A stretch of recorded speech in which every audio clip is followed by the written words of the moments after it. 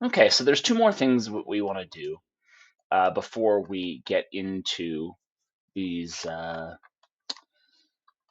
But before we get into the ribs and everything like that, and that's to get these last little nubs in here, these last little tiny pieces right in there, and then we also want to start assigning pores. So the way that we want to go about this is that we want to model these as just kind of like tiny little walls underneath. Um, and the way I'm going to do this is I'm just going to come in WA wall, and I'm just going to be really specific about this. I know that we can be, we can have generic names for things. We can just say 11-inch wall, things like that. I like to be a little bit more consistent, or I should say a little bit more specific about those things. So I might say 11-inch thickened slab, right? And the reason I like doing it is just for kind of organizational sake. Not everyone does that. That's really just my personal preference. So I'm going to say 11 inches in here, and then I'm going to come in and I'm going to draw this in. You can see how it's on the wrong side, but we can always press spacebar and it flips it over. And before I start copying this around, I want to get this at the right elevation. So I want to say I can do in a line AL there to the bottom with the bottom of that, and I want to do in a line AL to the top of the thickened slab right there. Now look at that. Now, I also want to join these things together so that I don't get, kind of weird. Actually, we'll leave that, but we can join these. We can join the thickened slab and that together. I think they're already set there. Okay. Now all I'm going to do is I'm going to copy this around. Now, there are some of these that are 1'9" wide, and actually one thing we should check. It's actually the second time of recording this video. The first time power ran out and everything. I lost the progress, but that's okay. So the one thing we can see is that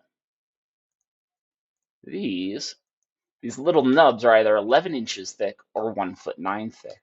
So what's great is I can just come in here and I'm going to copy this one over here, right there for now, temporarily. But then, oops. But then I'm going to take this and I'm going to copy it to the other 11-inch wide places, right there, and right there, and right there. And what I'm going to do is, again, I want to go through and I want to see, okay, looks like these are correct. I'm going to join these together. Join these together. But let's also pay attention to this one because this is at a lower slab. So this one needs to come down 1 inch on both, since that slab is 1 inch lower. Right? And then again, let's join this together. For the 1'9" one, I want to come in and I'm going to make just something called 1'9" or 21-inch thickened slab. 21 inch. You can see that's 1'9". I did my math correctly. And then I'm going to drag this down over here.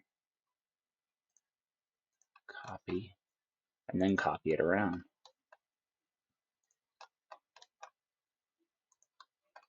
And then I believe that's the last one, except let's remember that that last one needs to come down 1 inch. AL, and I'm just going to tab through until it's kind of showing me the bottom of the slab, or at least maybe just the bottom line, and I can tap that. There. Join those two together. And then do the same. Join these together. Join those together, and join those together. Did I join this with this one? I did. Okay. So now we've got all these modeled. Then what I want to do is now I want to go through and I want to start assigning my pores. Now the thing is that on these buildings where we've got a multiple buildings and things like that, because we want to group the sheets together for the same building, we actually take a little bit different approach to this, and I want to show you Aspirin Park again.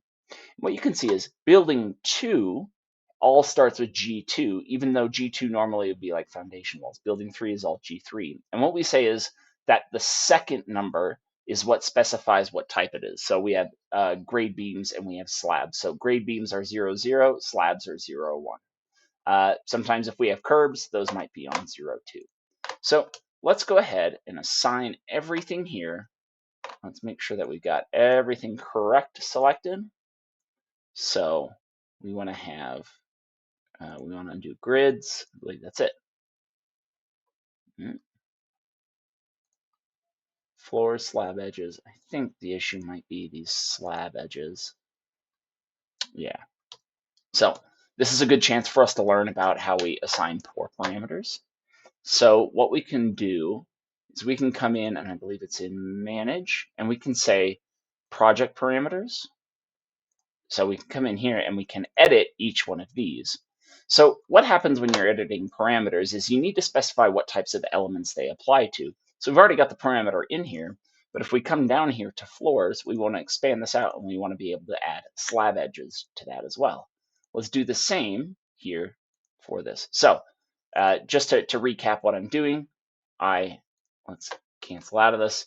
I'm going to come in here if there are certain parameters, any type of parameter that it could be, and it's not being applied to the element type that you want, which is the case for the slab edges here, you want to come into project parameters, find the parameter that might be in there, and you can edit it, and you can go and find the element type that you want. So we want to add back to the slab edges. I undid it because I hit cancel. So I want to edit this parameter, edit parameter type 2. And type 3. There we go. So now we should be able to access, let's do it more like this, because I want to get everything. Grids are the only thing turned off. And now we can see that all of those parameters are on there. So this is building 1, and this is all going to be O1 because these are all part of the slabs, more or less. I know these columns are a little bit different, but let's just go ahead and model these with that. And let's make it all just area 1 because we're not going to have multiple areas to this slab, probably.